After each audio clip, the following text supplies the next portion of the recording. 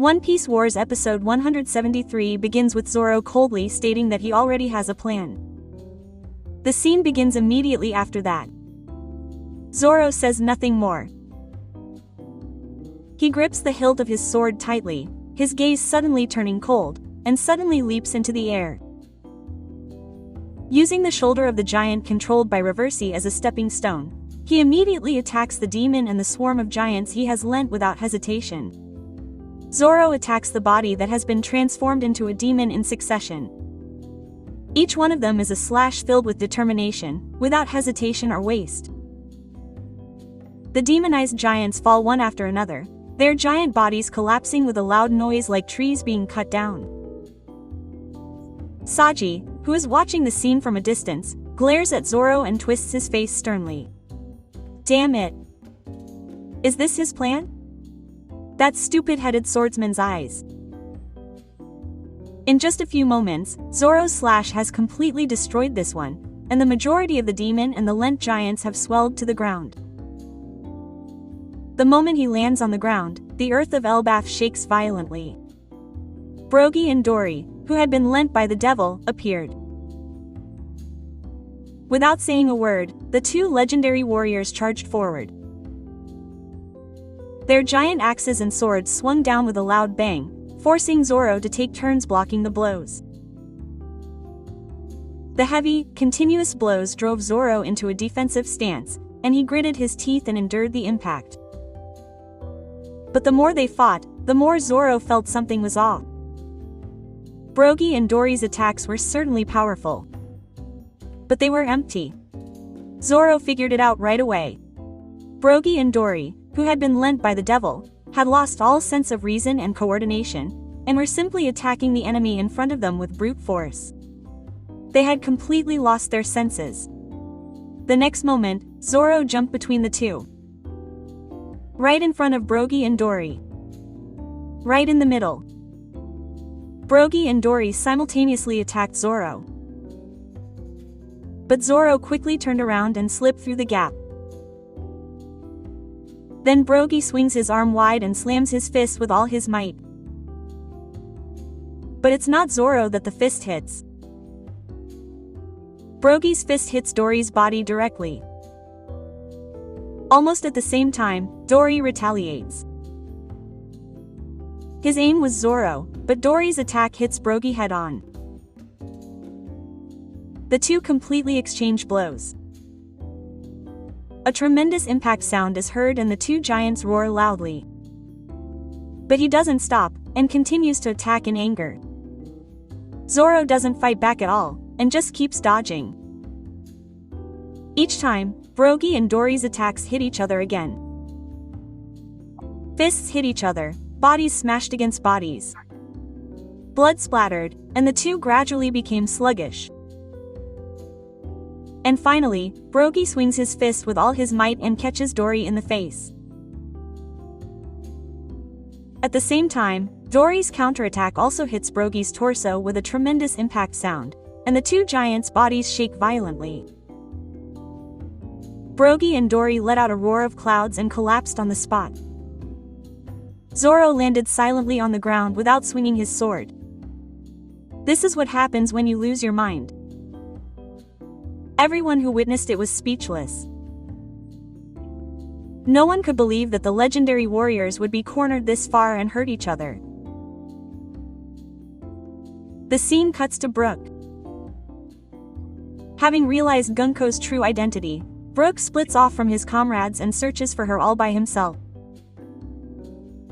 As he makes his way through the rubble-strewn land of Elbaf, where the scars of battle remain, Brook finally finds Gunko. However, Gunko's appearance is clearly different. Her body has been completely controlled by the power of Brook stops and calls out her name in a trembling voice.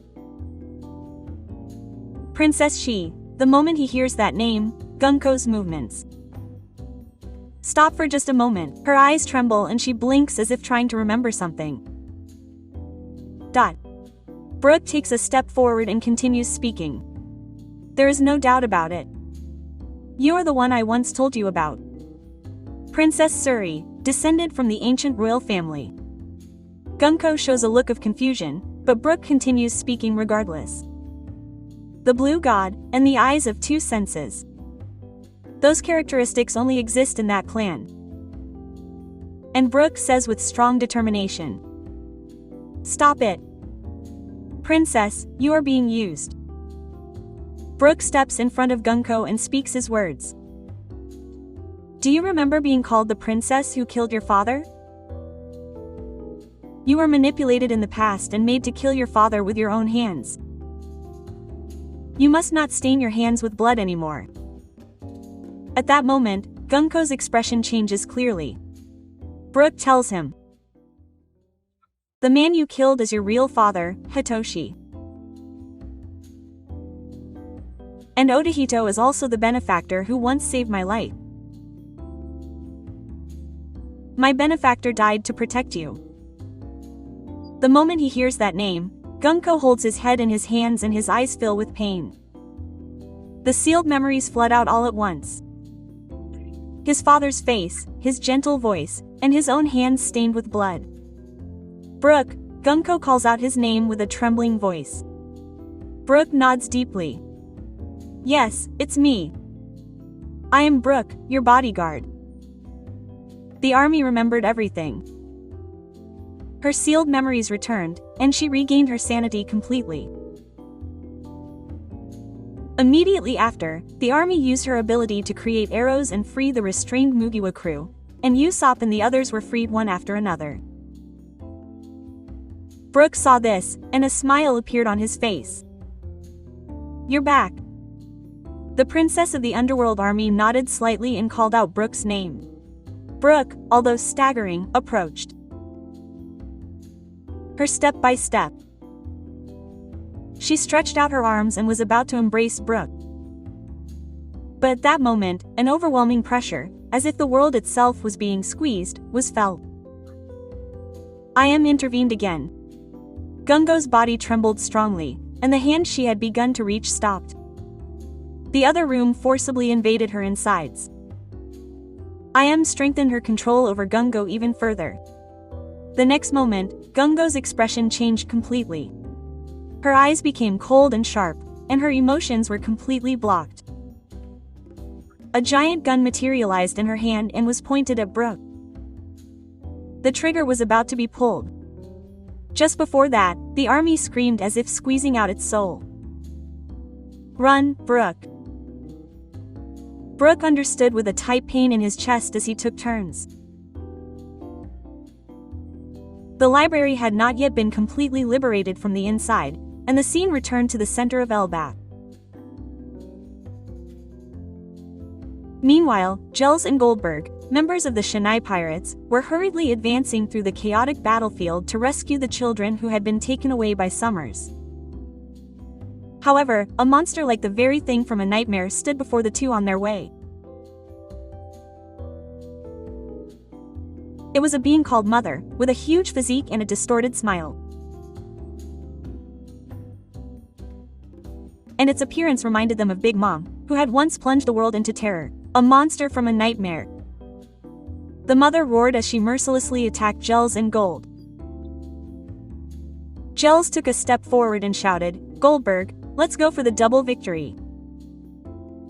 Goldberg nodded silently, and the two of them each readied their weapons and began to gather their strength. They synchronized their breathing and circulated their power throughout their bodies as they prepared to unleash a double victory combo technique. But at that moment, wait, let me join in too. It was Lord who appeared from the side. He assesses the situation in an instant and breaks into the battle line. The two are momentarily surprised by the sudden intrusion, but Gels quickly lifts Emmy up. Alright. With three of us, we can hit something bigger. Quote. The three line up in a horizontal line and readjust their weapons. The power concentrates, and the air around them begins to tremble. Chapter 3. The moment the three step forward at the same time and clash their weapons, a compressed shockwave is released explosively. A fierce air current runs in a straight line, catching the nightmare monster Mother head-on. The Mother is thrown from the spot and blown back into the area where Summers is with a tremendous impact. Summers is furious and punches it away. However, unexpectedly, the nightmare monster crashes into the transport line waiting to transport the children who had been captured by the mother. The ship explodes in front of Summers, and the children trapped inside are thrown out one by one. The chains were broken, and the children ran away crying to the ground. Seeing this, Summers instinctively held his head and screamed, "Oh, crap."